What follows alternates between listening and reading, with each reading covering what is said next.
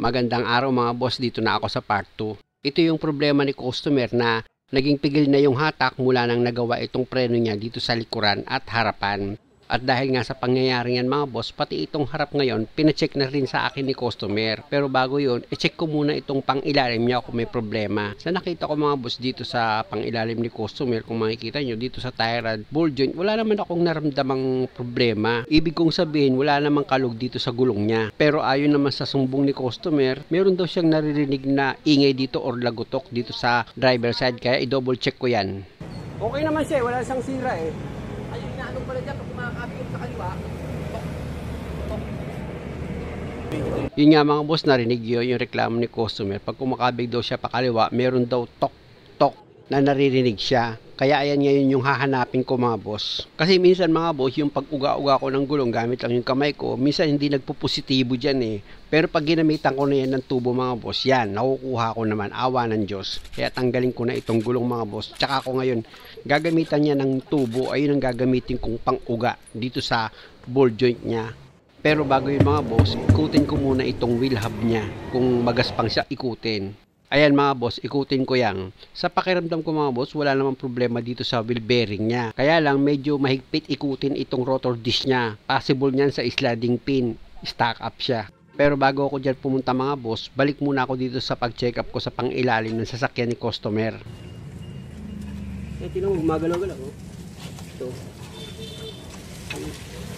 Oo, lumulubog eh. Oo nga, no? Ayan o, lumulubog eh. Oo. Ayan o. Alam mo kasi... Ito. Ang goma na yan? Oo. Ay, hindi ba yung ball joint? Oo. Kaya tumutunog. Ayan. Bumaba na eh. Kakat natin eh. Ay, yung baba ho. Okay pa yung baba. Oo, yan o. Lumulubog kusa eh o. Nakita nyo mga boss, may problema dito sa ball joint ni customer. Kaya lang ang alam ni customer, ball joint lang ang papalitan. Pwede naman yun mga boss. Ang problema paano pag kinalas ko itong upper arm, tapos may problema sa mga bushing. Paano yun? Ang nakita lang ni customer na problema, itong ball joint lang. Pag ganyan mga boss, minsan, pagkalas ko, pati pala bushing, may diferensya na. Tapos sasabihin sa akin, ibalik ko na lang dahil kulang sa budget. Naku, mahirap yun. Kaya inabisuan ko si customer na kung may budget na siya para sa kabuuan nitong upper arm niya, tsaka ako ngayon yan kakalasin. Ito kasi, pag yung bushing niyan, malambot na, ayan ako, diretso yan, di ba? Di ba, liliko ka, gumagano yan, no? Tok! Tok! Gumagano. Tok! Di ba? Nahihila to eh. Pa-start ko muna itong sasakyan ni customer mga boss dahil nga sa check-upin ko naman yung brake caliper niya, yung piston, kung hindi siya stack up. Oh, start mo na. Tapak preno. Tapak. Bombayin mo. Bitaw. Bitawan mo preno. Hindi naman naninigit eh. Hindi naman naninigit. Kasi kapag naninigit yan, pag dinapakan mo yung preno, mabagal bumalik yung piston. Pero ganun pa man, check upin ko pa rin para... Hindi, check upin ko na muna to.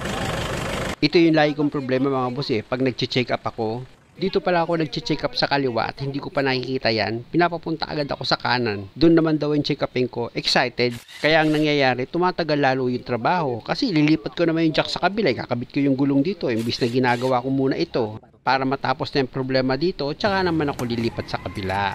Tanggalin ko na nga itong 2 bolt dito sa brake caliper para may angat ko na yan. Sa nakita ko, walang problema dito sa piston niya, pero dito sa sliding pin meron. Ayan ang stack up mo. Ayan o. Gagamit ako ng ball hammer dyan mga boss para makita nyo yung stack up talaga itong sliding pin niya. Hindi siya matanggal eh. Grabe.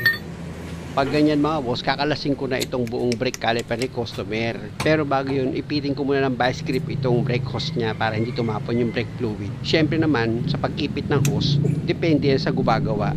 Tapos gagamit ako ng socket wrench na number 14 para maluwagan ko yung banjo bolt dito sa brake hose. At pag maluwag na yung banjo bolt, pwede mo nang i-disconnect itong brake hose dito sa brake caliper niya. Kaya ako naman tinanggal itong brake caliper mga boss. Kung makikita nyo, di ba? Mas madali kong matatanggal itong sliding pin pag ginamitan ko yan ng vice grip tsaka kung siya iikot-ikot. Kaysa naman paluin ko pa yan, madadamage pa itong sliding pin. Ayan mga boss, kung makikita nyo, dahan-dahan ko na natanggal itong sliding pin. Kaya naman pala sobra na lagkit nitong sliding pin niya. Dito naman ako sa isa pang sliding pin mga boss. Ganun din, ipitin nyo lang siya ng vice grip tapos ipihit-pihit nyo siya. Habang iniikot-ikot nyo or pinipihit-pihit nyo, sinasabayan nyo na rin na bunutin itong sliding pin dito sa brake caliper nyo. Alam nyo mga boss, kung hindi ko ikakat itong video, nako, matagal kong binunot yan. Kaya lang inedit ko na, pinutol ko na para matanggal ko na agad itong sliding pin dito sa brake caliper. Tapos yung 4 na boot dito sa brake caliper, ang ginawa ko dyan mga boss, sinabon ko lang yan tapos binalawan ko. Kumbaga mga boss, dilinisan ko lang yan para matanggal yung lagkit dito sa loob. Hindi ko na pinakita sa inyo kung paano kayang nilinisan mga boss at ito na siya, pinupunasan ko na yan. Pati itong dalawang sliding pin mga boss, kung makikita nyo, sinabon ko na rin yan. Nilinis ko rin siya maigi dahil nga sa sobrang lagkit niya, hindi na siya gumagalaw dito sa brake caliper. Kasi itong sliding pin mga boss, nag-aaltas abante dapat yan eh. Pag nagpreno ka kasi, hindi lang yung piston mo yung lalabas or gagalaw. Pati itong brake caliper mga boss, gagalaw din yan. Na ang magpapagalaw dyan or magpapaaltas abante dyan ay itong sliding pin mo. Kaya importante na hindi dapat siya stack up. Kaya nga minsan mga boss, may ginawa ako na ang problema niya habang umaandar siya, nakakarinig siya ng sipol dito sa harapan ng gulong niya. Nung dinala sa akin, yung sliding pin hindi siya bumalik. Kaya yung brake pad niya nakadikit sa rotor disc. Kaya pahabang tumatakbo, nakakarinig ngayon siya ng sipol. After ko mailagay itong isang sliding pin mga boss, ito naman yung pangalawang sliding pin dito sa brake caliper. Itutusok nyo lang naman yan mga boss, dapat naglalaro yan na ganyan. No? Nakita nyo di ba?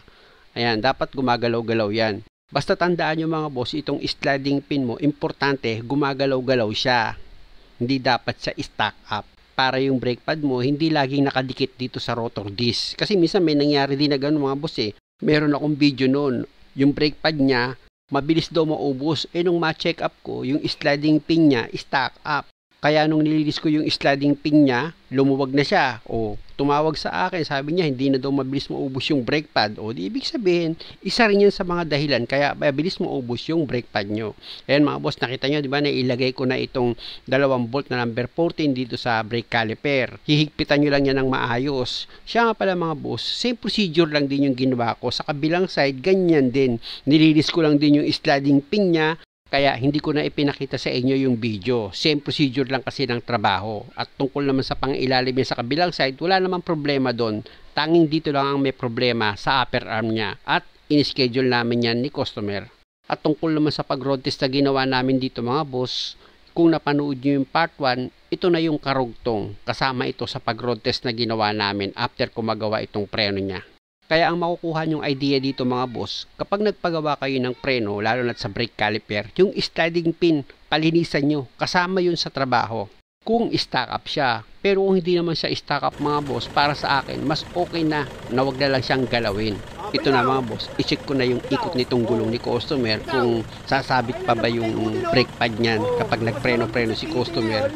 Yung before kasi nito mga boss, hindi ko man naipakita sa inyo, pag nagpreno ka, kahit na bumitaw ka na dito sa brake pedal mo, yung bang pakiramdam mo, akala mo nakapreno ka pa rin, ganoon kahit na nakabitaw ka na sa brake pedal. Kaya nga kung makikita nyo, ayan yung pinapakiramdaman namin ni customer ngayon. Chine-check namin kung kumakapit pa itong gulong niya after na bumitaw na dito sa brake pedal. So para sa pag-road test na ginawa namin, okay na itong sasakyan ni customer.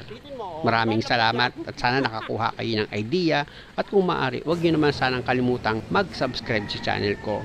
Mga boss, maraming salamat ulit sa inyo.